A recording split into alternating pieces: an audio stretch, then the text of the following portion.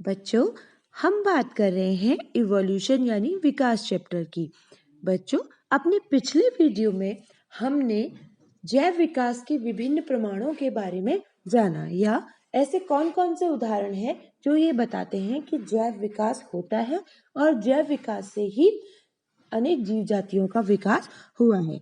बच्चों, जीवाश्म से प्रमाण और समृद्धि और समजात अंगों से प्रमाण पर हम पहले चर्चा कर चुके हैं। बच्चों, क्या आप जानते हैं कि सभी जीवों की कोशिका के जीव द्रव्य में कार्बन, हाइड्रोजन, ऑक्सीजन और नाइट्रोजन पाई जाती है, जो कार्बोहाइड्रेट, प्रोटीन और वसा का निर्माण करते हैं। बच्चों, जीवों की एंजाइम रचना व कार्य लगभग समान होते हैं। सभी जीवों के हार्मोन्स लगभग समान कार्य करते हैं। बच्चों, जैसे कि अगर थायरॉक्सिन हार्मोन का इंजेक्शन अगर मेढक की थायराइड ग्रंथि में लगाया जाता है, तो जो मेढक का टेडपोल होता है वो वयस्क मेढक में बदल जाता है। बच्चों, सभी जीवों के गुणसूत्र न्यूक्लिक अम्ल और प्रोटीन के बने हुए होते हैं और डीएनए न्यूक्लियोटाइड्स का बना होता है।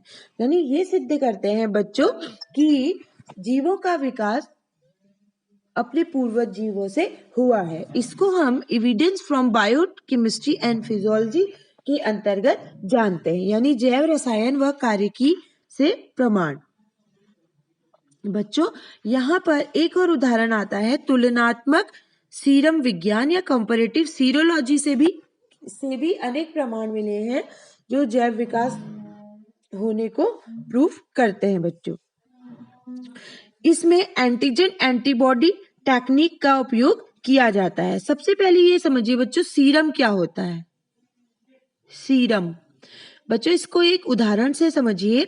यदि मनुष्य के रक्त को, ठीक है बेटा, यदि मनुष्य के रक्त को खरहे के रक्त से मिलाया जाता है, खरहे के रक्त से मिलाया जाता है, तो मनुष्य का रक्त एंटीजन का काम करता है और इस रक्त के विपरीत खरहे में एंटीबॉडीज बनते हैं और रक्त का जो है थक्का बन जाता है। रक्त का थक्का नीचे आ जाता है और रक्त के थक्के के ऊपर एक तरल पदार्थ इकट्ठा हो जाता है जिसको हम सीरम कहते हैं। बच्चों, इसे एंटी ह्यूमन सीरम भी कहते हैं। यह एंटी ह्यूमन सीरम जिस रक्त के साथ अधिक अवक्षेपण करता है उसे उसका निकट संबंधी माना जाता है। जैसे मनुष्य का रक्त किसके साथ अत्यधिक अवक्षेपण करेगा, निकटतम संबंधी कौन होगा? गिब्बन, ओरांगुटान और चिंपैंजी। ऐसे करते करते सभी जो जितने जंतु हैं उनके साथ उनकी दर अवक्षेपण की दर कम होती जाएगी। बच्चों, सभी कशेरुकियों में हीमोग्लोबिन पाया जाता है। ये भी एक प्रमाण देता है कि सभी जीवों का विकास लगभग एक समान पूर्वजों से हुआ है। बच्चों, जीनों की विभिन्न जीवों में अभिव्यक्ति एक समान होती है, यानी एक जीन सभी जीवों में एक समान अभिव्यक्ति देगी। इन जीवों के एक समान पूर्वज होने का ये बच्चों संकेत होता है। बच्चों, सभी जीवों में प्रोटीन संश्लेषण की क्रिया समान होती है।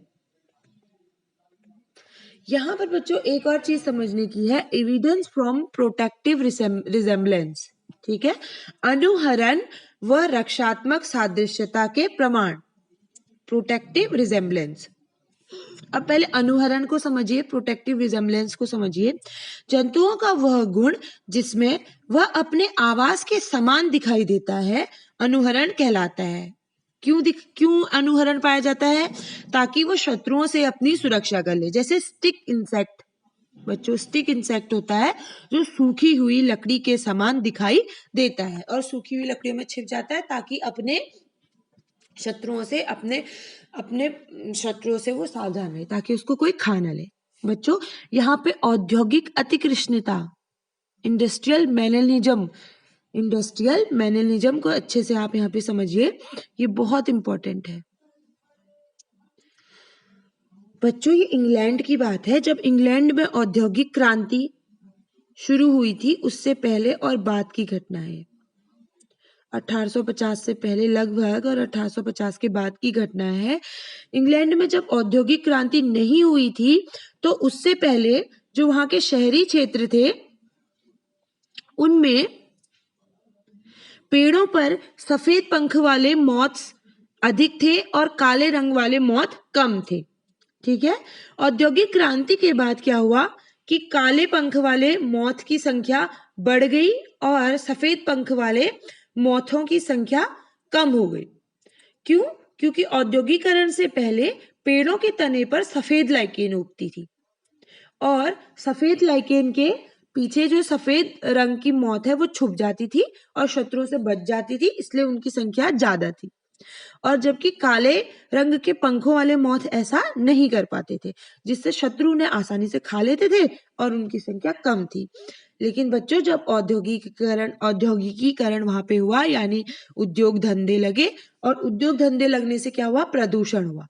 और प्रदूषण से जो धुआं निकला उसके कारण लाइकेन जो पेड़ों पे थी बच्चों, ये जो लाइकेन उगा करती थी, ये लाइकेन खत्म हो गई। क्यों? क्योंकि लाइकेन जहाँ पे वायु प्रदूषण होता है या प्रदूषण होता है वहां पर नहीं उगती है।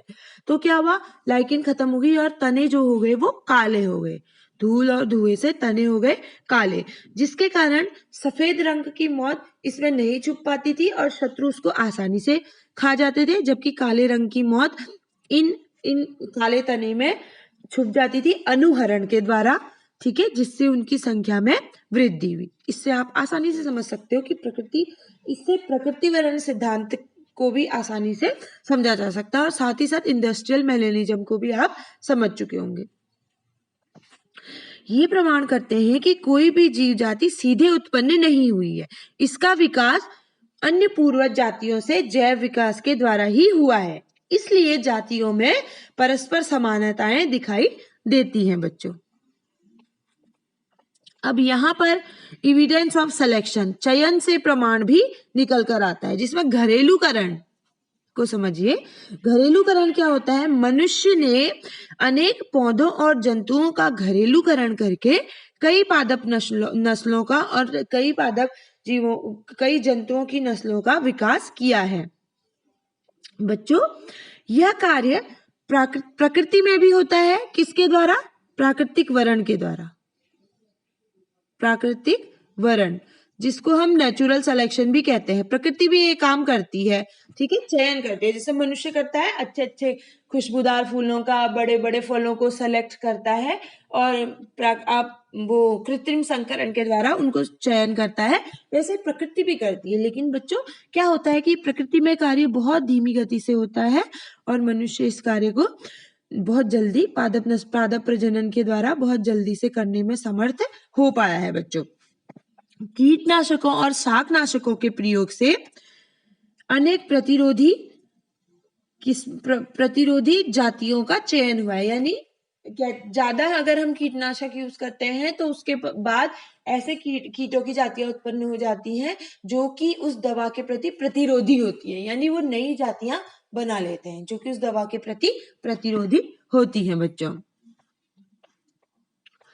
बच्चों ये देखिए, ये है वो जिनमें इंडस्ट्रियल मैलेनिज्म का उदाहरण काले रंग के वाली मौत और सफेद रंग वाली। पहले इनकी संख्या बढ़ी थी और बाद में इनकी संख्या घट गई और इनकी संख्या बच्चों बढ़ गई। बच्चों, क्या आप जानते हो कि जीवों में कुछ ऐसे अंग पाए जाते हैं जो पाए तो जाते हैं लेकिन उनका कोई कार्य उनके लिए नहीं होता है, यानी अनुपयोगी अंग पाए जाते हैं। ऐसे अनुपयोगी अंग जो उनके पूर्वजों में सक्रिय थे उनको वेस्टिजियल ऑर्गन्स या अवशेषी अंग कहते हैं। अवशेषी अंगों का बच्चों जैव विकास में महत्वपूर्ण स्थान है, क्योंकि ये जैव विकास के महत्वपूर्ण प्रमाण माने जाते हैं। जैसे कुछ उदाहरण निम्न है। जैसे मनुष्य में कौन कौन से अवशेषी अंग पाए जाते हैं? वर्मीफॉर अपेंडिक्स। बच्चों, ये मनुष्य की आंत में पाए जाने वाला अवशेषी अंग है। शाकाहारियों में ये सेलुलोज के पाचन का काम करता है, लेकिन मनुष्य में इसका कोई रोल नहीं है, क्योंकि मनुष्य कच्चा घास फूस तो खाता नहीं है, घास फूस में सेलुलोज होता है। तो इसका मतलब कि मनुष्यों का जो विकास हुआ है उनके पूर्वज पूरी तरह शाकाहारी थे। बच्चों, निक्टिटेटिंग मेम्ब्रेन यानी निमेशक पटल ये भी मनुष्य के नेत्रों के किनारे भागों में पाई जाती हैं। ठीक है, इसे प्लीका सेमी लुनेरिस भी कहते हैं। मनुष्यों में अनुपयोगी है, किंतु मेढक, पक्षी, खरहे में उपयोगी और सक्रिय है। ये कॉर्निया को साफ करने का काम करती है। बेटा विजडम टीथ, ठीक है, ये तीसरा मोलर दांत है जो प्राइमेट्स में सक्रिय होता है। कर्ण पल्लव की पेशियां जो जंतुओं में अपने कान हिला सकते हैं ना जानवरों में, लेकिन मनुष्य अपने कान नहीं हिला सकता, तो अपने कान हिलाने के लिए जो जिन मसल्स की जरूरत होती है, मसल्स ऑफ एयर पिन्ना, वो मसल्स अवशेषी अंगों के रूप में मनुष्यों में पाई जाती है। पुच्छ कशेरुका, ठीक है, टेल वर्टिब्री, ये हो गई। मनुष्य में पूंछ नहीं पाई जाती है, परंतु 4 पुच्छ कशेरुकाएं पाई जाती हैं, जिन्हें सामूहिक रूप से कॉक्सिस कहते हैं। बच्चों, त्वचा पर बाल, मनुष्य में के शरीर में बाल पाए जाते हैं। ठीक है, इसके अलावा अजगर में पादों की मेखलाएं, अजगर में कहाँ पैर पाए जाते हैं, लेकिन फिर भी अवशेषी अंगों के रूप में इनमें मेखलाएं पाई जाती हैं, जो ये बताती हैं कि इनके पूर्वजों में पैर हुआ करते होंगे। कीवी, एमू, शतुरमुर्ग आदि ऐसे पक्षी हैं जो उड़ नहीं सकते हैं, लेकिन फिर भी इनमें अवशेषी पंख पाए जाते हैं। ठीक है, जो ये बताते हैं कि इनके पूर्वज जो है उड़ सकते होते होंगे। यहां देख लीजिए, ये है निमेशक पटल, त्वचा पर रोम, ईयर पिन्ना मसल्स, ठीक है, वर्मीफॉर्म अपेंडिक्स, कॉक्सिस। बच्चों, अच्छा, अपेंडिक्स नामक बीमारी तो आपने सुनी होगी। उस बीमारी में क्या होता है, जब हम खाना खाते हैं तो ये खाना धीरे धीरे इसके अंदर चला जाता है। कभी माना इस अपेंडिक्स के अंदर चला जाता है, ये जो नलीनुमा संरचना होती है, यहाँ पे खाना जाके सड़ने लगता है, तो उससे पेट दर्द होता है और इन्फेक्शन हो जाता है। तो उसके बाद इसको ऑपरेट करके निकाल देते हैं, क्योंकि अवशेषी अंग है, तो इससे कोई फर्क भी नहीं पड़ता है डाइजेशन के ऊपर। बेटा अब देख लीजिए, अच्छा, कुछ ऐसे जीव होते हैं जो 2 वर्गों या संघों के लक्षण पाए जाते हैं। कुछ ऐसे जीव होते हैं जिनमें 2 वर्गों या संघों के लक्षण पाए जाते हैं, जिनको हम कनेक्टिव लिंक्स या योजक कड़ियां कहते हैं बच्चों। जैसे विषाणु, विषाणु सजीव और निर्जीव के बीच की कड़ी माना जाता है। इसमें सजीवों के लक्षण भी पाए जाते हैं, निर्जीवों के, तो ये प्रूफ करता है कि सजीवों का विकास निर्जीवों से हुआ है।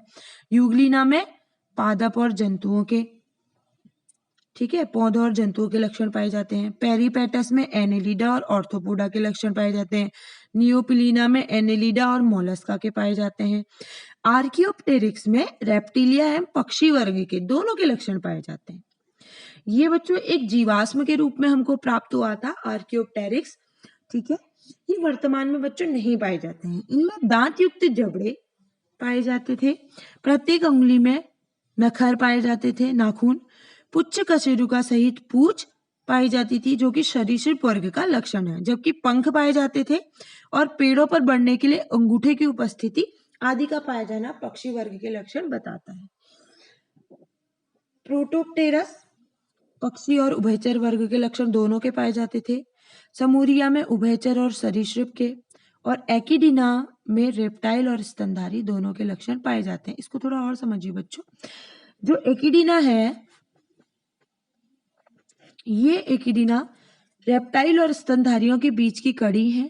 रेप्टिलिया के समान ये अंडे देते हैं।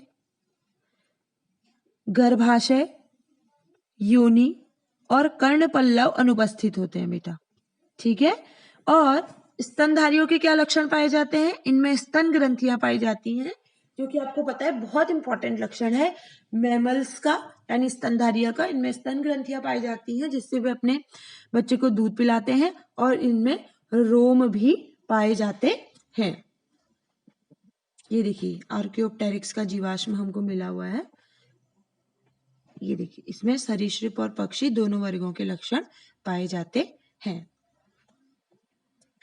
बच्चों, एक और प्रमाण है एविडेंस फ्रॉम कंपैरेटिव एम्ब्रियोलॉजी। तुलनात्मक भ्रौणिकी से प्रमाण। बच्चों, आप सभी जानते हैं कि प्रत्येक जीव अपने जीवन का प्रारंभ एक कोशिका से करता है, जिसे हम जाइगोट कहते हैं। बच्चों, ये इस आधार पर एविडेंस देता है कि यदि सभी कशेरुकी वर्ग के प्रारंभिक भ्रूण को एक साथ रख देते हैं तो उन्हें आसानी से पहचाना नहीं जा सकता है। जैसे मछली, सुअर, कछुए, मुर्गे और मनुष्य के प्रारंभिक भ्रूण को देखा जाए तो ये लगभग समान दिखते हैं। ठीक है, इसके आधार पर ये भी कह सकते हैं कि मानव का विकास मछली जैसे किसी प्राणी से हुआ है। इन तथ्यों के आधार पर वॉन बेयर एक साइंटिस्ट हुए जिन्होंने बायोजेनेटिक नियम दिया। बायोजेनेटिक नियम दिया। उन्होंने कहा कि भ्रूण में पहले सामान्य लक्षण और बाद में विशिष्ट लक्षण प्रकट होते हैं। जाति के विशिष्ट लक्षण सबसे बाद में प्रकट होते हैं। जंतु अपनी भ्रूणावस्था में अपनी पूर्वज जाति की भ्रूणावस्था को दोहराते हैं। बच्चों, इसके साथ ही साथ एक और वैज्ञानिक हुए अर्नेस्ट हेकल। इन्होंने पुनरावर्तन का सिद्धांत दिया। पुनरावर्तन का सिद्धांत दिया बच्चों। इन्होंने कहा कि एक व्यक्ति के भ्रूणी विकास में जाति के उद्विकास के इतिहास की पुनरावृत्ति होती है। यानी जब कोई व्यक्ति भ्रूणी विकास अपना प्रदर्शित करता है तो उसके भ्रूणी विकास में ऐसा लगता है कि उसके जाति का इवोल्यूशन भी हो रहा है, उसकी झलक दिखाई देती है। बच्चों, भ्रूणी विकास से और कैसे पता लगता है? जैसे सीलेंट्रेटा संघ के से ऊपर के संघों में 3 जनन स्तर पाए जाते हैं तथा सभी जीवों के भ्रूणी विकास में मोरुला, ब्लास्टुला और गैस्टुला अवस्था पाई जाती है और 3 जनन स्तर एक्टोडर्म, मेसोडर्म और एंडोडर्म पाए जाते हैं। मेढक की लार्वा की अवस्था मछली से अधिक समानता दिखाती है। ठीक है, इससे पता लगता है कि मेढक का जन्म मछली जैसे पूर्वज से हुआ है। ठीक है, आपने मेढक का टेडपोल देखा है? वो भी एकदम मछली जैसा लगता है। मछली से मनुष्य तक के हृदय की संरचना की तुलना की जाए तो हमें पता लगता है यह द्विकोष्ठी से धीरे धीरे 4 कोष्ठी हो जाता है। ठीक है, पहले 2 कोष्ठ होते हैं। मछली से अगर मनुष्य तक के संघों को देखें, पहले 2 कोष्ठ होते हैं, फिर धीरे धीरे 4 होते हैं। इससे पता लगता है कि उनका विकास कहाँ से हुआ है? मछली जैसे सिंपल जीवों से हुआ है। जैसे मछली में 2 कोष्ठ होते हैं, मेढक में 3 होते हैं, मगरमच्छ में 4 होते हैं, पक्षी में 4 होते हैं, फिर स्तनधारी में 4 कोष्ठ होते हैं। बच्चों,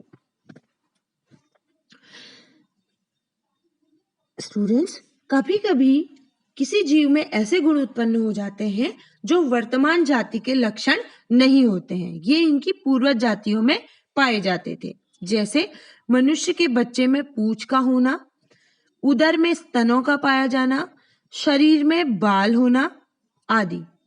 तो ऐसे गुण ये दिखाते हैं कि इस जो व्यक्ति है इसकी जाति का जन्म ऐसे पूर्वजों से हुआ है जिनमें ये गुण पाए जाते थे। इसे एविडेंस ऑफ एटेविज्म या पूर्वजता से प्रमाण भी कहते हैं। बच्चों, जंतुओं के भौगोलिक वितरण से भी जैव विकास के प्रमाण मिलते हैं। जैसे हाथी और सिंह केवल भारत और अफ्रीका में ही पाए जाते हैं। जेब्रा, जिराफ और दरियाई घोड़ा केवल अफ्रीका में ही पाए जाते हैं। शुतुरमुर्ग अफ्रीका और कुछ अरब में भी पाया जाता है। कंगारू, तस्मानियाई भेड़िया केवल ऑस्ट्रेलिया में ही पाए जाते हैं। प्राणियों का जियोग्राफिकल डिस्ट्रीब्यूशन ये बताता है कि पहले ऑस्ट्रेलिया महाद्वीप एशिया से जुड़ा था तथा ऑस्ट्रेलिया वाले भाग में मार्सुपियस मेटाथीरिया गण विकसित था, जबकि यूथीरिया अन्य स्थानों पर थे। जब एशिया और ऑस्ट्रेलिया अलग अलग हुए तो ऑस्ट्रेलिया में यूथीरिया नहीं थे, वहां मेटाथीरिया जैसे कंगारू विकसित हुए, जबकि और जगह क्या हुआ?